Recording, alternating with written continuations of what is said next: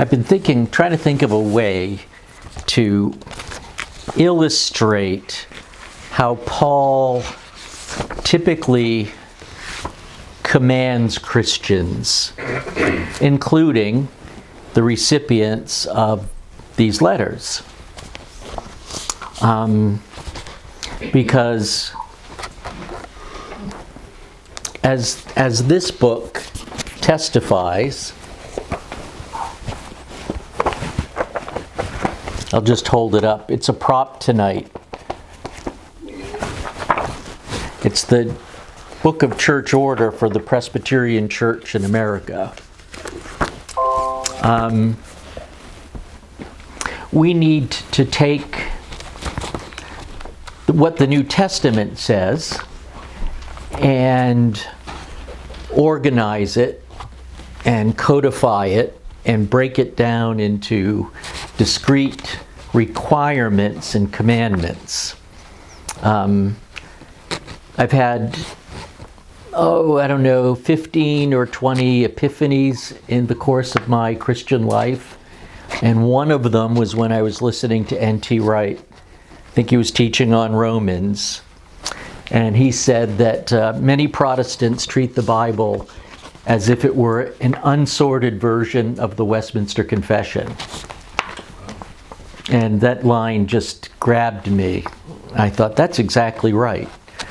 We're not comfortable with the way it is presented to us, and therefore, in part to self-define, right, as denominations or movements, we have to sort of rearrange everything to get it into its proper order so that we can actually have a conversation about it.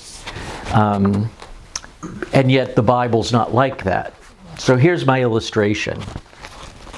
I can actually hand these out while I'm illustrating. Ron, I'm going to put you on the spot, okay? Mm-hmm. If you brought one of these, just pass it on. But Ron, how much money should I have, or should a person have, in order to retire?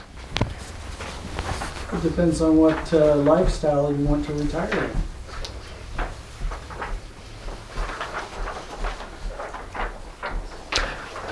Ron, how much money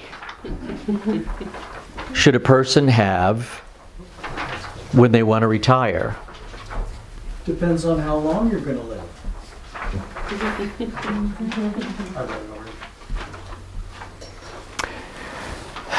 All right, let's try this again. How much money should a person have when they retire? Well, in your case, since you live very frugally, about $5,000. Oh, okay. It's a silly question, isn't it? Yes. Okay, but it actually, I think, illustrates how we answer many of the New Testament commands and directions. You only listed two variables. How long am I going to live, and what was my lifestyle? What job did I have?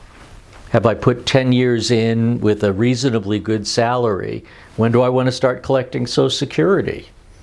Do I want to start early and sacrifice the larger amount that I would get, or should I keep working until I'm 70? What should I do with my money? How can I invest it? Should I opt for this? Should I have 1,000 questions? Where do I live? Where am I going to live? How big a house am I going to live? Right? Right. Okay. So Paul says, prepare for retirement.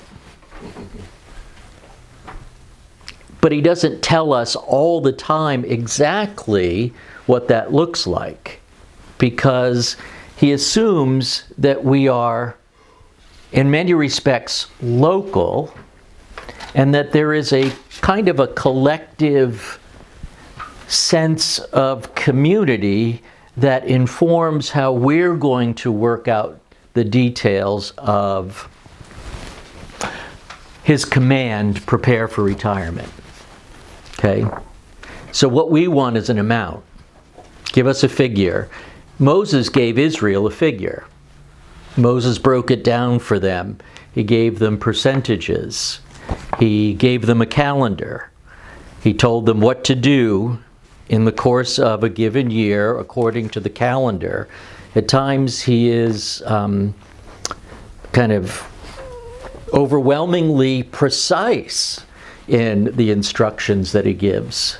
He tells you how you should behave in the kitchen, how you should behave in the bedroom, how you should behave in the field, and on and on and on. But now that the new covenant community is in the situation that Timothy and Titus find themselves in, the directions start sounding different, as I think they do throughout all of the New Testament letters, right? So I liked that illustration. I hope it's helpful, because the command, prepare for retirement, is deeply meaningful, right? You shouldn't hear, oh, God will take care of me in retirement.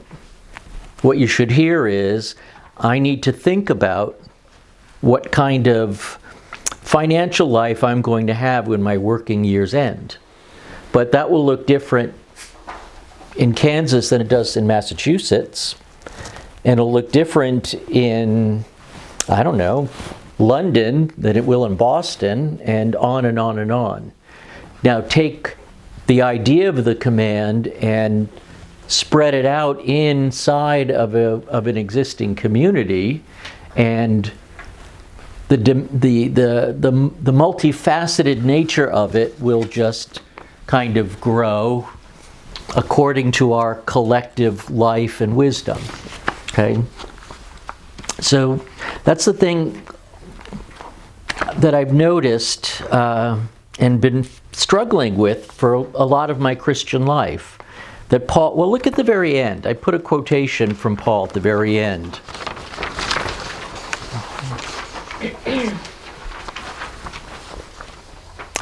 The second, right at the bottom, finally, for our introductory purposes, Paul devotes a great deal of space to the relationships and the interrelationships within the holy community. This is actually a significant feature of the Pastoral Epistles. But he considers this essential for church order.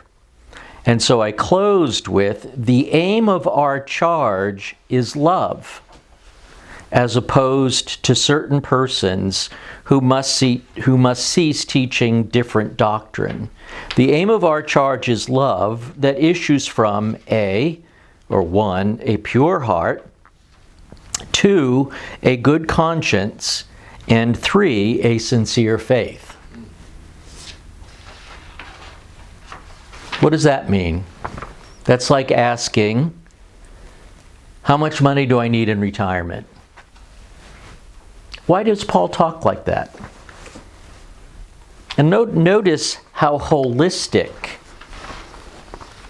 the command assumes humans are, at least spirit-filled humans.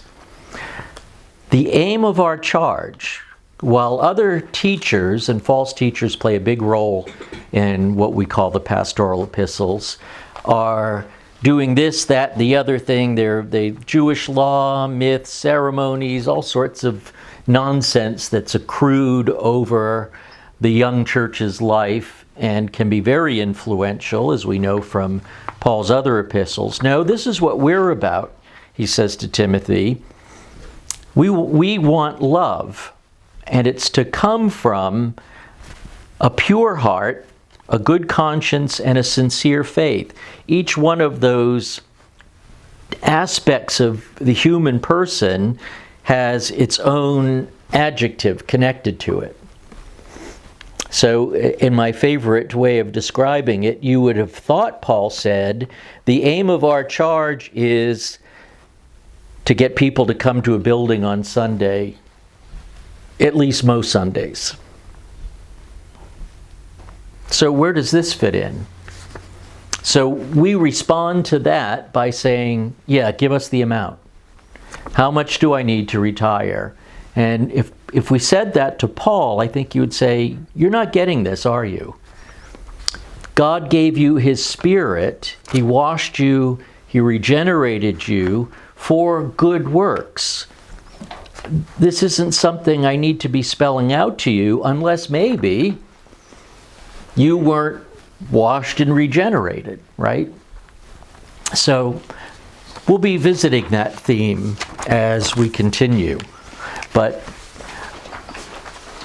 the tradition of the church is to resurrect commands.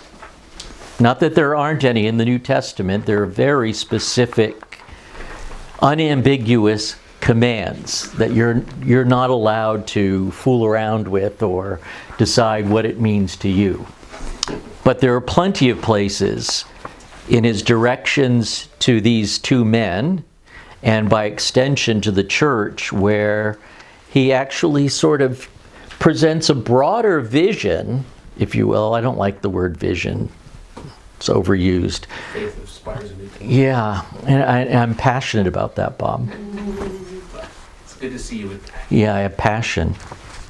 But we take our cues from the risen Christ, and then sort of what feels like our own volition or at our own initiative, we carry out what we've been told to do. It's as if Paul is sending us down a path. He says, go head down that path. Preserve the unity of the church. Now, head down that path and stay on it, at least as far as you can go, rather than walk 8 steps, find out that the church you're a part of is to this, to that, to the other, and grab a faction from it and start a new one. Can I tell you when you should leave a church and when you should stay?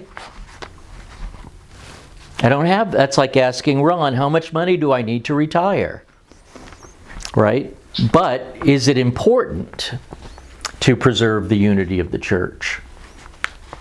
And it's highly important, especially in Ephesians 4, for reasons that have to do with the community's maturity and its defense against the dark arts of false teachers. All right, I don't expect to be doing what I did this week every week. This is introductory, and I didn't want to commit this to memory. And I'm not quite sure how we're going to approach the Bible study any given week. But I want it to be more text-oriented so that we can not only discuss it, but brainstorm a little bit. And I want to ask for more of your investment in it. Galatians, which is the last 2 Bible studies, is dense. And it requires, in my opinion, that the book be taught. Not what does Galatians mean to you, right? And we'll all just take a poll. No, Galatians needs to be taught. However, there's enough in what we're calling the Pastoral Epistles, just to honor the traditional title, that should be very accessible to all of us, because it's all about how the people of God live together. But it also includes under what circumstances are we living? What's going on all around us? And how should we be thinking about these things? So if you don't mind, we'll go through the introduction sort of as it is. See, Emily, look what you did. You made my phone go off. Sorry. It never does that except when it's near you. It went black. Hair. Right, it must be the hair, right. Static electricity or something. All right, so let me just kind of read, and you can interrupt and we can stop and discuss. But as I said on Sunday, Paul didn't write the Pastoral Epistles. And that was a way to get a little bit of attention. It was a rhetorical statement. And the intention was to remind us that first, Paul didn't sit down to say, now I will write the pastoral epistles.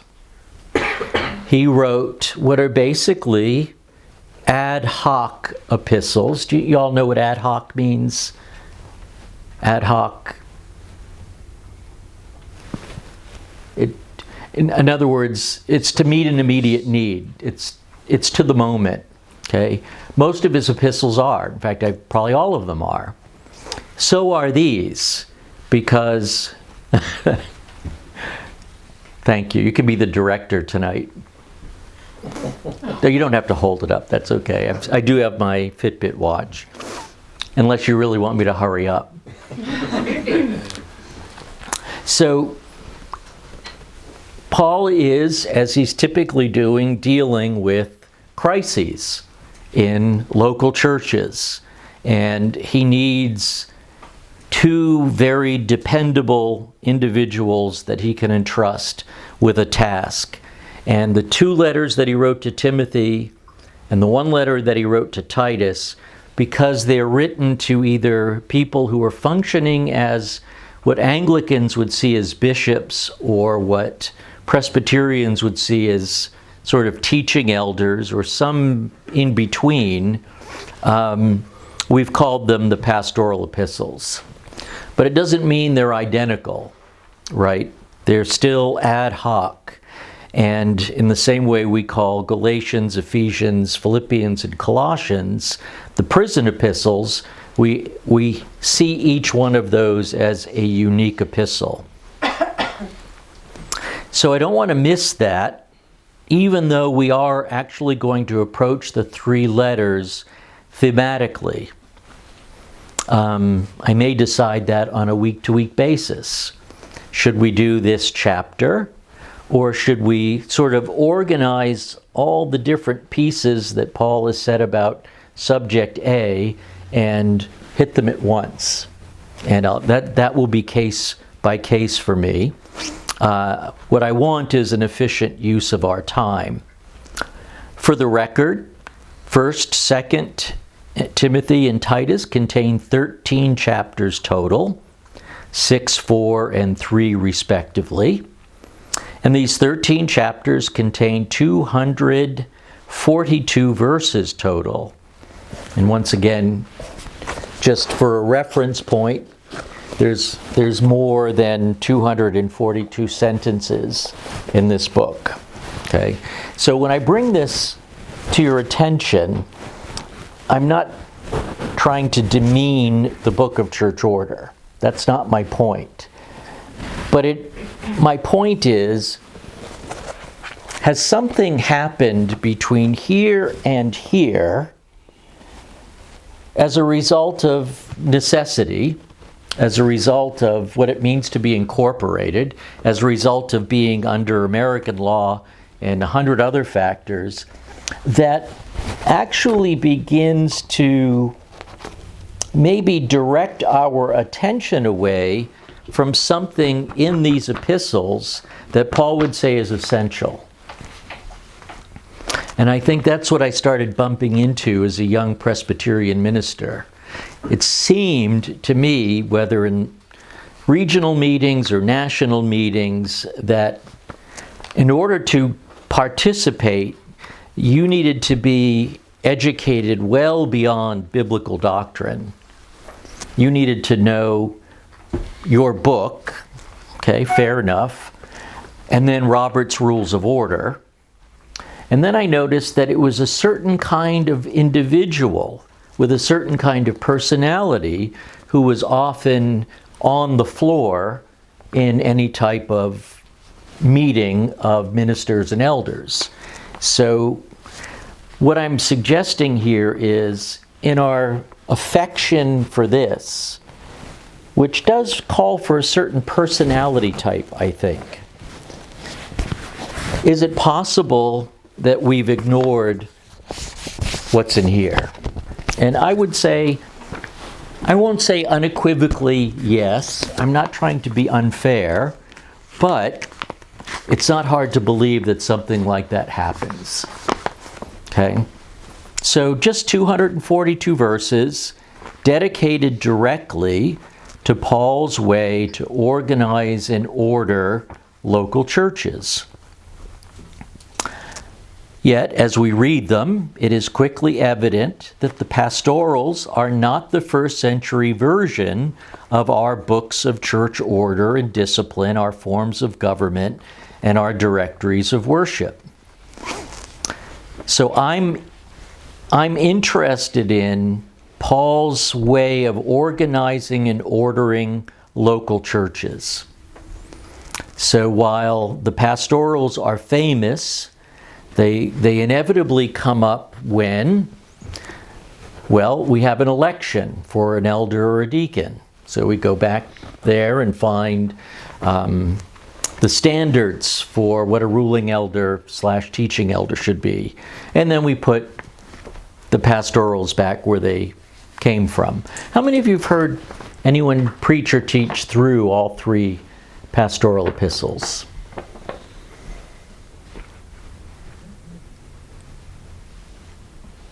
Okay, I've preached from them.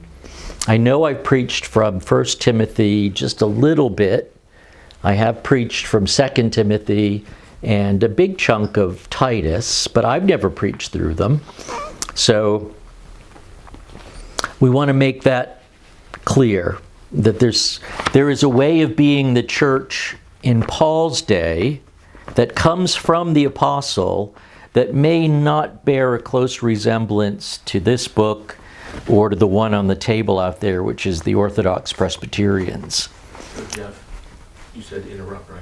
Yeah, sure. So I think, without people even knowing it, those who come and visit committed Reformed churches and come away with the not so good taste in their mouth is because of this sort of thing. And even though they can't articulate it, something they feel, they've seen it, they hear it, I don't like that. I'm going down here where it's not a big deal. Yeah. And I think it's one of those reasons to divide. So anyway. Yeah, I was kind of flipping through this a little bit, and it's so precise that it actually, let's see, what was it? The Sanctification of the Lord's Day is chapter 48, and it has 7 paragraphs. Chapter 49, the ordering of public worship. Okay, public worship needs to be ordered. I have no argument. When the congregation is to meet for public worship, the people, having before prepared their hearts thereunto, ought to all come and join therein, not absenting themselves from the public ordinances through negligence or upon pretense of private meetings. Let the people assemble at the appointed time. I liked this one. Let the people, upon entering the church, take their seats in a decent and reverent manner, and engage in a silent prayer for a blessing upon themselves, the minister, and all present, as well as upon those who are unable to attend worship. Okay, that's okay, but do I need Atlanta to be that specific with what happens here on a Sunday morning? Here's how you come in and sit down.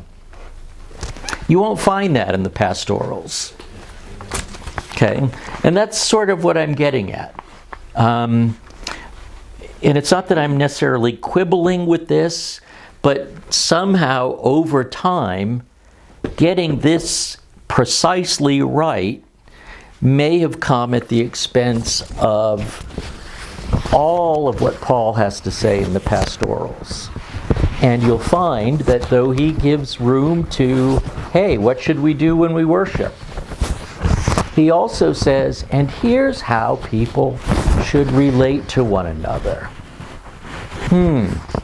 Well, I'm not sure that's in there. We do have in the confession the communion of saints, but there's not much in that confession that seems to get at what Paul would consider a non-negotiable for a local church. So we'll see as we go on. Okay, so I'm less interested in nailing down the biblical form of church government.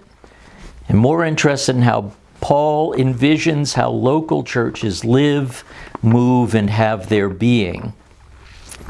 And it's good to be reminded that Paul is concerned with people, Christian people, and how they are to worship and to relate to one another now that they are believers in Jesus Christ. And so this raises a question or questions for us, and this will be where we'll have grist for the discussion mill. Does our church look like the churches that Paul envisioned in Ephesus and in Crete? Yes, we have elders and we have deacons, but is there more in the pastorals for us to take on and obey than how we do officers? Okay? Yea for us if we have the right form of government. But when we compare our book of church order to the pastorals, we have to keep asking the question, are our priorities and Paul's priorities matching up? Okay? So let's pause here to note that the Christians in the pastorals do not sound like the Christians on the day of Pentecost. That was a lovely day, and it lasted for a good 2-3 weeks. And then Ananias and Sapphira came around, and everybody needed a sharp reminder that the grace of the Lord Jesus Christ does not include lying about how much you have and how much you're giving to the community. And so they're struck down. I don't know if it was 2 and 3 weeks. I'm just making that up. But everybody was suddenly afraid because Ananias and Sapphira were dead. And Peter was there, and because he's apostolic, he can give us God's version of the event. Pastors can't do that, but apostles and prophets can. So this gets us to Paul's stated purpose for writing these letters. And we can quote it.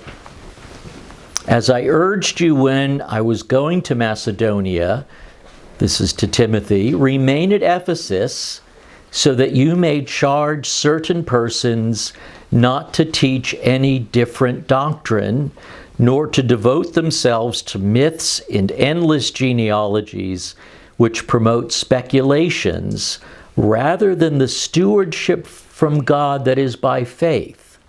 Now there's a mouthful in that last phrase, the stewardship from God, which is how the minister should interpret the seriousness of his task. Okay? And similarly with Titus, this is why I left you in Crete, so that you might put what remained into order and appoint elders in every town as I directed you. And what becomes clear, not very far into the letters, that the Christians in Ephesus and Crete, and no doubt in Colossae and Corinth and Philippi to a lesser degree, are being hassled and harassed by false teaching. Paul will actually identify some of the false teaching, and he's bold enough to name the names of individual false teachers. So I'm looking at you, Hymenaeus, Alexander, and Philetus. He calls them out for being destructive to the church and upsetting some people's faith. So as I've pointed out many, many times before, church government exists first and foremost to protect the church from the wolves of false teaching and the havoc those teachers I should have hit gram check. And the havoc those teachers wreak in their churches. Okay? So the pastorals prove once more that the sine qua non of pastors and ruling elders ever since Jesus commanded Peter to feed his sheep, is feed the sheep in order to protect and guard them from what is false. Okay? And elders who do not do this are not worthy of the office. It doesn't say anything about playing basketball with the youth or 100 other things that make for likable pastors and elders, but may actually come at the expense of the stewardship from God that is by faith. Okay? So the pastorals present a church that has to be constantly vigilant about what is false, harmful, divisive, and ultimately destructive to its unity and its identity in the world. Okay? So, elders are watchdogs, to drag out the sheep analogy just a little bit. This is why I left you in Crete, so that you might put what remained into order and appoint presbyteros, or it would be presbyteroi, plural, elders in every town as I directed you. If anyone is above reproach, the husband of one wife, and his children are believers and not open to the charge of debauchery or insubordination, for an overseer, an episkopos, we translate that how? To bishop. As God's steward, must be above reproach. He must not be arrogant or quick-tempered, or a drunkard, or violent or greedy for gain, but hospitable, a lover of good, self-controlled, upright, holy, and disciplined.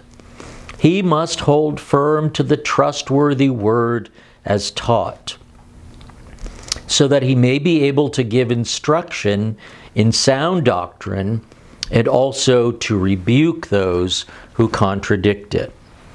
Okay? So we get a picture here. Crete has had gospel ministry, and apparently there are home churches in a variety of villages, but things are chaotic in those churches. Just the sorts of thing that wolves particularly like in a church because they're unprotected. And so, Titus, why did I leave you in Crete? You need to get men of a high quality in those churches to do the job of watchdog and get them safe and protected. Okay? And then he gives one of the standard descriptions. First Timothy has its own version. What's the problem? 4. Here's why the good guy must hold firm to the trustworthy word as taught, so that he may be able to give instruction in sound doctrine and also to rebuke those who contradict it. 4. There are many who are insubordinate, empty talkers, and deceivers, especially those of the circumcision. They must be silenced, since they are upsetting whole families by teaching for shameful gain when they ought not to teach, what they ought not to teach. One of the Cretans, a prophet of their own, said, "Cretans are always liars, evil beasts, lazy gluttons." And in one of Paul's unguarded pre-woke statements, this testimony is true. Is it true that they're greedy gluttons, or is it true that their own prophet said it? I think in light of the context, He's describing the Cretans. Meaning, even their own people know this about them. Therefore, rebuke them sharply. Or as the New Jerusalem Bible has it, be severe in correcting them, so that they may be sound in the faith, be nice outcome, not devoting themselves to Jewish myths and the commands of people who turn away from the truth. To the pure, all things are pure, but to the defiled and unbelieving, nothing is pure. But both their minds and their consciences are defiled. And this is no small little test here.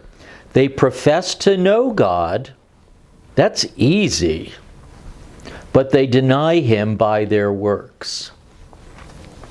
Somehow, Paul seems to think that's a reasonable standard for evaluating teachers. They say they know God. Well, no one's going to show up in this little house church in a Cretan village and say, yeah, I'm an atheist, but I'm here to teach you guys what I know. That's not where the test is. The test is, how do they conduct themselves? Not only what do they teach, but what are their lives like? So they effectively deny God, the God they claim to know, by what they do. And Paul says they are detestable, disobedient, and unfit for any good work. And you might want to say, Paul, don't sugarcoat it. Tell us what you really think about these people. But this is Paul. And there's always been a passage in Titus that addresses the danger that false teachers pose to the church, and it intrigues me. As for a person who stirs up division, after warning him once and then twice, have nothing more to do with him, knowing that such a person is warped and sinful and self-condemned. You give him, he gets 3 strikes. Does that imply after the 3 strikes you're out? I mean, Yeah, hit the bricks. I think so. If you keep hanging around, that's unacceptable. Exactly. And Paul seems to base this instruction on what becomes self-evident about a divisive man, and so the church and or its leaders are able to take direct action against him for the community's good. Now let me introduce a bit of sarcasm.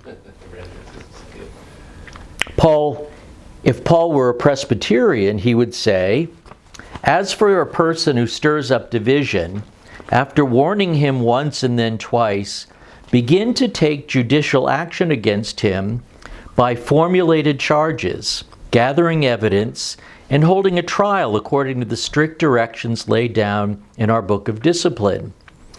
Because he is the kind of man that you suspect that he is, be prepared to expend an enormous amount of time in session meetings as he drags out the process, even as you prepare yourself for the duration of appeals at the presbytery level and at the level of General Assembly. This process, which may drag on for well over a year, will be emotionally exhausting, discouraging, time-consuming, and expensive. Yes, you will have to neglect your essential duties to see it through to the end, and we might put in parentheses, your family as well. Meanwhile, expect congregational turmoil as members begin to take sides in the matter. As hard as it is to believe, men like this are able to persuade simple Christians that they are the real victims here, and that the pastors and elders are simply out to get them. Don't expect people who love and trust you to even give you the benefit of the doubt now. Your church may suffer and even fragment, but at least this warped and sinful person will have his rights protected. That year is naive. I know. I had to come up with some time. It takes a good 2 years. Yeah. That just roll off your pen when you wrote that. No effort at It all. was stream of consciousness. Yeah. I mean, this church has endured this kind of thing. And because we have an allegiance to this, we're not allowed to do this. I won't name any names, but you want to go and say to someone, blank, comma, strike one. Keep this up, we'll be back, strike two, and then you're out. And not doing that out of loyalty to the oaths that we took. I used to hear that all the time in Presbyterian. I took an oath. Not that I'm bitter or anything. I never go to meetings anymore. I never go to a General Assembly again. The stuff I've seen at General Assembly where the entire church from across the country is in a large room and there's an idiot up front. Sorry, an idiot. This guy was an idiot. And he was getting due process. And he had scorned every level of every judicatory from very well-intentioned, godly people. And the minister and his session was there, and they were so discouraged about it because the guy simply wouldn't listen to reason. And I'm sitting there thinking, this is stupid. It cost the Orthodox Presbyterian Church a lot of money to get us all here together. And we can't go up to this guy and say, you're a clown. Hit the bricks. You need to go. Just go. And people like that know this book, and they exploit it. And that book then will trump our Pastoral Epistles, which is sad. You can hit the bricks, he goes to the bricks, and then he writes the judicatory above you. Next thing you know, you're back in. Right. It's terrible. Yeah, we had a situation in our own presbytery once with a minister who should never have been a minister, at least not a Presbyterian minister. Another one where another ruling elder and I voted against a minister trying to get in the church. And he was furious at us afterward because he couldn't get enough votes to get in. And even the men in the presbytery were frustrated with us. And he was an idiot. And he was a heretic. As it turned out, he taught things that were explicitly contrary to what our essential things, to what's in our confession. And so to me, while everyone else was listening to the words, I and my fellow elder were listening to the words and watching him. And his disposition was arrogant. And he was making points that everybody was going, and I'm thinking, that's just exegetically ridiculous. Why aren't we seeing this? Anyway, not that I'm bitter. It is interesting that you ended it with, will have his rights protected, and how much, it sounds sacrilegious to say it in America, but how much of that part of our book comes from the American identity. That and that in the extremes to which we'll take it, which in the justice system makes good sense. In the church, Maybe not. I mean, boy, you can sure go the wrong way with that and trounce all over people. Yep. So you certainly don't want to do that, but the book does call for wisdom, or not that book. But you know, we're to exercise wisdom, and so much. How much do you need to retire? Is he guilty? Right. Yeah, and it effectively, and again, this isn't, I'm not knocking Presbyterianism, but I'm trying to stress there's two ways of doing church, and this is the product of centuries of dealing with issues. I get that. It's everything in there is solve the problem. Right. But it's like government. All we do is add and expand. We never say, oh, that worked for a while, now let's get rid of it. Matthew 18. What do we get? A verse? 2 verses on church discipline in Matthew 18? Right? If somebody sins, you go to them, talk to them. If they're not persuaded, find someone else. If they're still not persuaded, bring it before the church and then treat them like a Gentile. We've taken that and blown it up into this extensive process of gathering evidence, having defense counsel, having prosecution. It's witnesses, paper trails. It's like, well, so if David Gordon were here, because he was a very good Presbyterian, though I don't know if he is anymore. He goes to an Anglican church. He has for years. He knows that side of things in a way that I never cared to. And maybe he would have a good answer. But what Paul's looking at here is crises, right? In these poor little local churches that are just getting off the ground. It's like hawks are sweeping in on nests of baby birds. And because he's so convinced that there is evil afoot, that these aren't misunderstood, poorly educated men who are doing their best. They are agents of Satan. Therefore, we don't treat them with kids' gloves, right? So that was my little bit of humor anyway. Paul wrote these letters to 2 individuals, 2 men younger than Paul, who have seen Paul as a mentor, but in true Christian fashion, also as a father. So the letters are not professional communications from someone on the 8th floor down to someone on the 3rd floor, but pastoral, paternal in their tone, and that will come out all through them. Paul loves these men, and he has taught them and set an example for them, and all through he seeks to encourage them.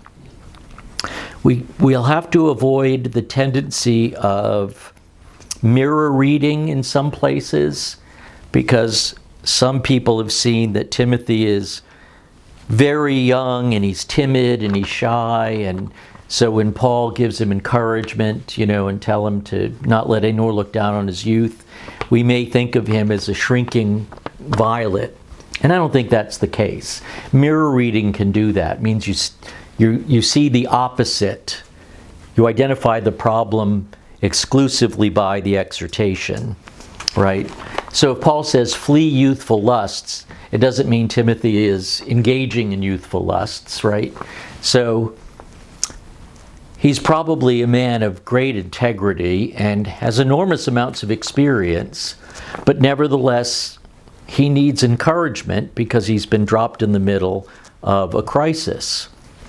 So Timothy is his true child in the faith and his beloved child, to whom he says, as I remember your tears, I long to see you, that I may be filled with joy. I've never had a boss send that memo to me.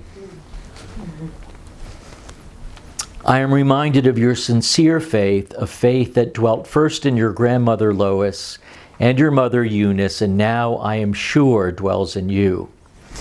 And in the last chapter of 2 Timothy, which is a different kind of book actually, as we'll see, he urges Timothy, do your best to come to me soon, and do your best to come before winter. Titus is his true child in a common faith, which is a term of endearment and not professionalism.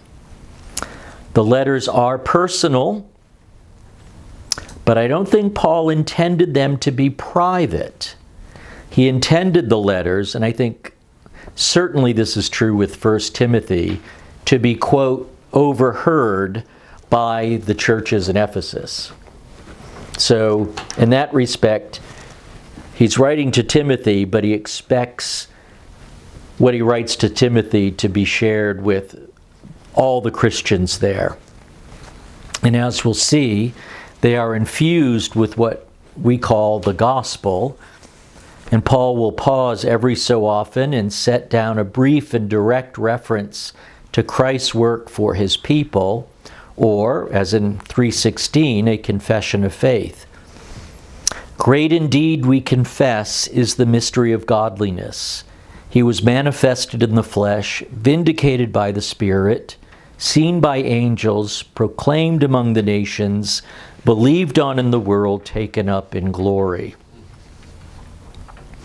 And finally, and it bears repeating, because it always bears repeating, these epistles are, in Gordon Fee's words, the absolutely essential framework of the self-understanding of primitive Christianity is an eschatological one. Everything in the New Testament is eschatological. It's on the board.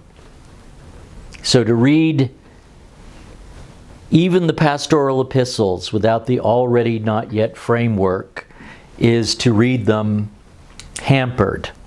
Okay? And to illustrate that point, take a look. Let's do the 2 Timothy version. There's a 1 Timothy version then too.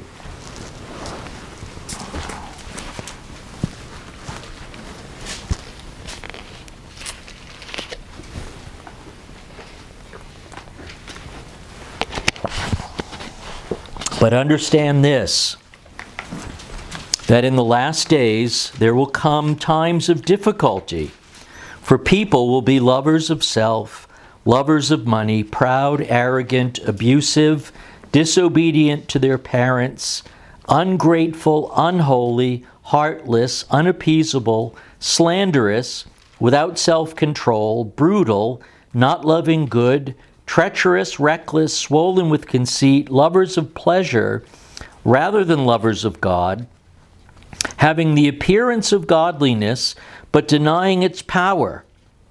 Avoid such people. Well, why does Paul tell Timothy to avoid such people? Because he said, in the last days there will come times of difficulty.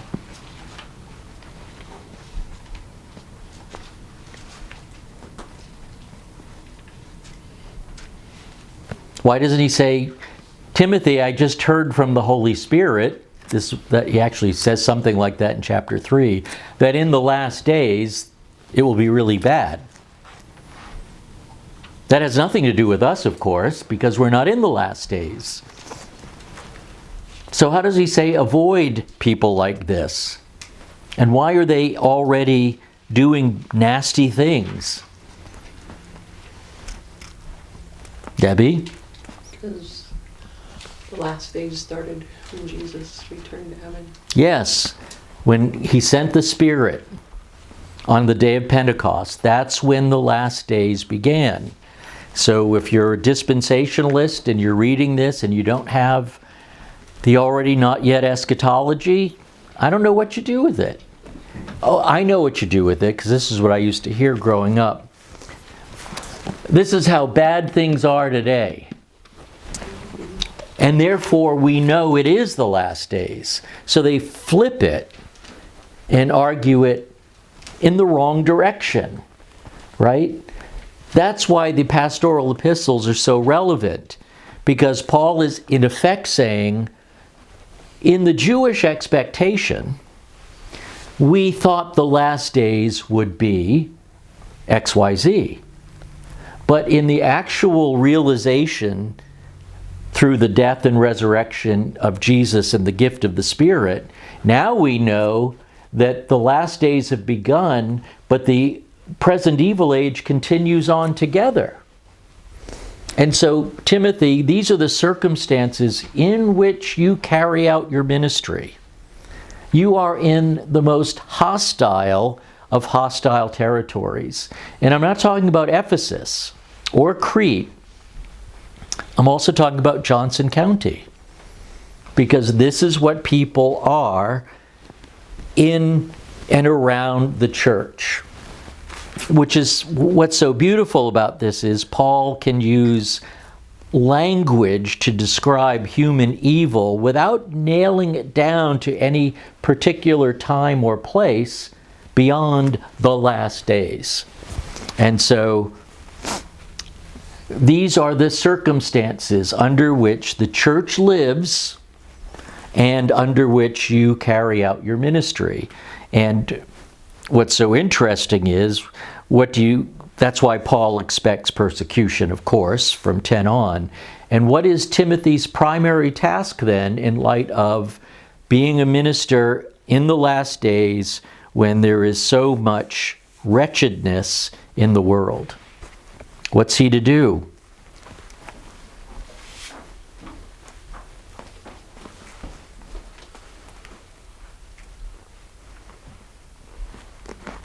Love.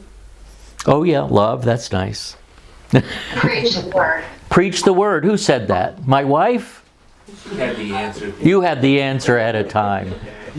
No, she didn't. No, she didn't. Exactly. His weapon is the Word of God. And that's what we'll see in chapter 4. But he expects that even the Christians or the professing Christians will not be interested in the Word of God preached. And he's to expect that too. It's wretched. It's a lousy lifestyle. And he's on the other end of it. I finished the course. I fought the good fight. I'm out of here. But you, Timothy, you've got work to do. And his tool is the Word. It's one of my 600 reasons why I can't stand ministers who constantly comment on how bad society is. I just want to say, in the last days, of course it's this way, and it's not going to change. How can you change if the final passage I have here is, the aim of our charge is love that issues from a pure heart, a good conscience, and a sincere faith? How are people who are lovers of selves, lovers of money, proud, arrogant, abusive, disobedient to their parents, ungrateful, unholy, heartless, unappeasable, slanderous, without self-control, how are they ever going to produce love? From what? And Paul says these are the circumstances under which the new Israel is carrying out its life and mission. It's a terrible situation. So to complain about fallenness is to engage in this weird truism. The human world is fallen because it's fallen. Right. And this is what fallenness actually looks like. Paul has scattered these vice lists all throughout his writings, so we have a great idea of what it looks like. So that is what it means to be the church and what it means to be the leaders in the church. And nevertheless, within the confines of this holy community, there is to blossom love, mutual care. It's all just in there. We'll see it as we go. Okay? 8:02. I took an hour. Thank you, Paul. Thank you. I'm passing the hat in a minute. If you want to take a little time for some questions, that's fine.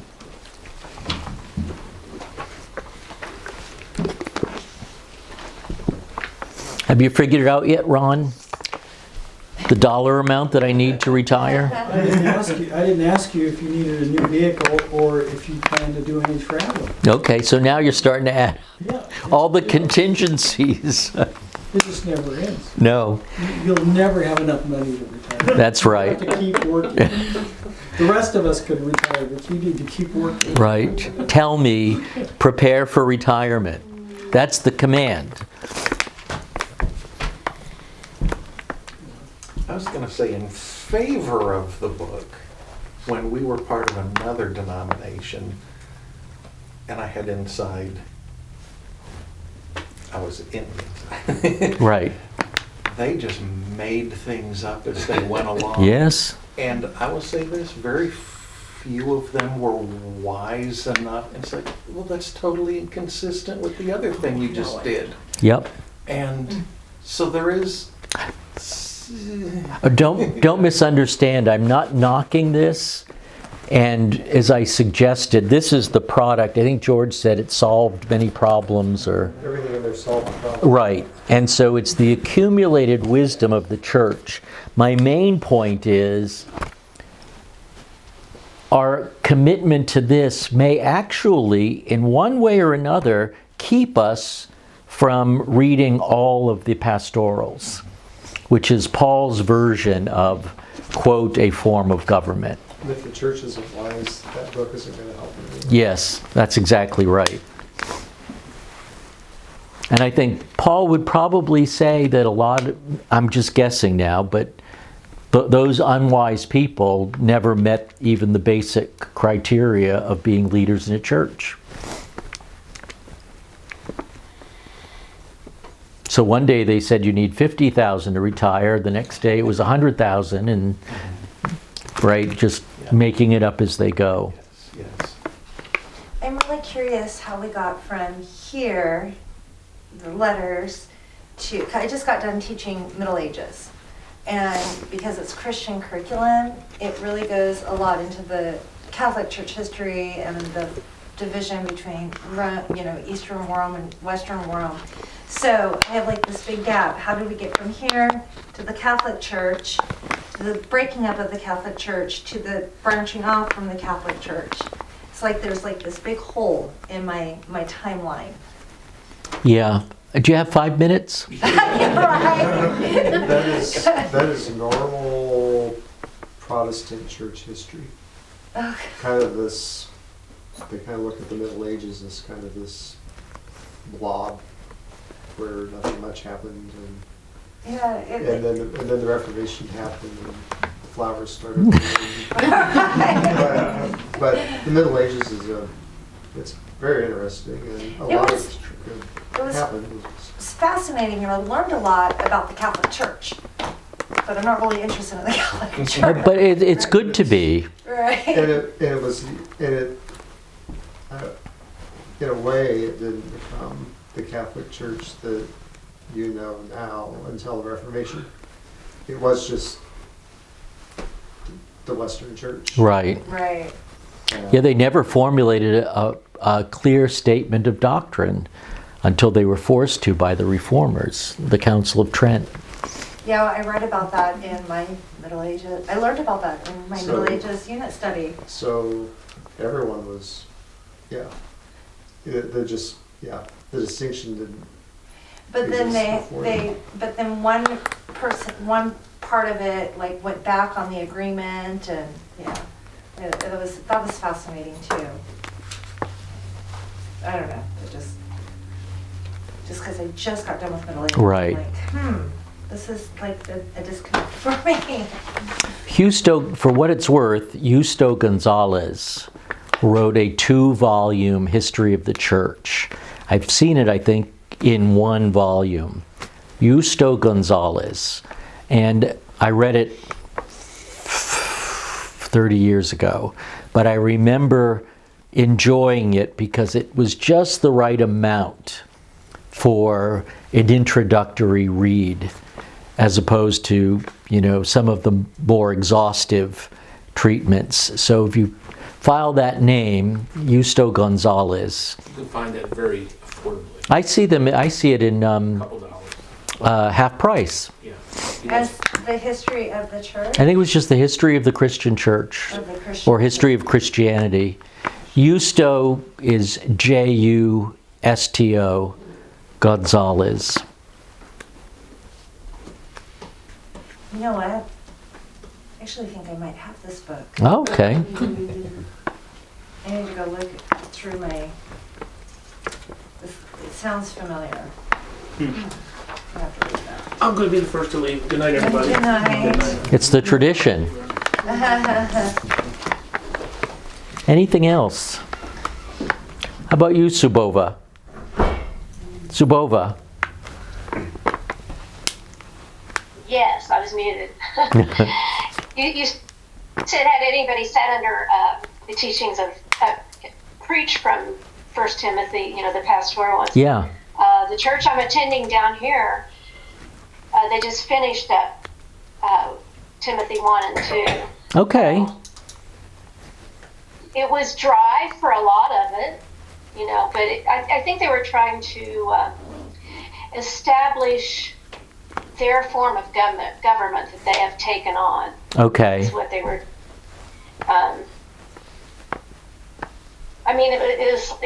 They're elder led. They don't consider one of their people a pastor. Okay. So, but they mainly have just two that teach. One is Reformed. The other one I'm not so sure about. Wow. That's pretty good. Yeah. The one that's Reformed, his son just graduated from the college that R.C. Sproul began, and so I may get to meet him at one point in time. Because the ladies' Bible study I go to, the guy's wife leads it, and she recognized right away from the things I said that I must be Reformed. But not everybody is. When you get into another church like that, you don't always have a large amount of people that understand the scripture like I've been so blessed to be taught. So I find it interesting. Oh, good. I'm glad you're there. You might actually be of some assistance, except you must remain quiet. For the most part, pretty much anything that I say that people are like, yeah, but maybe they just never had heard it. Yes.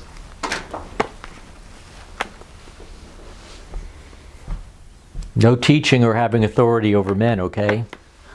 No, I don't think they do that. I haven't had that. My first word study in seminary, signed by Beale, was the word hesukia, quietness, in 1 Timothy 2. I think I still have that paper somewhere. We're probably just going to skip that passage, actually. Anything else? How about you, young lady? The one with the green sweater. Or Edith, the younger lady.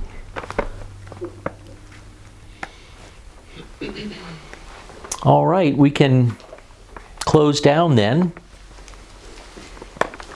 Thanks for coming.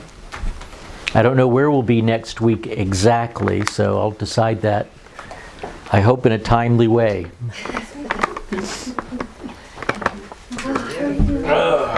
Yes. Thank you again. Yeah, I was actually. You're welcome. They were.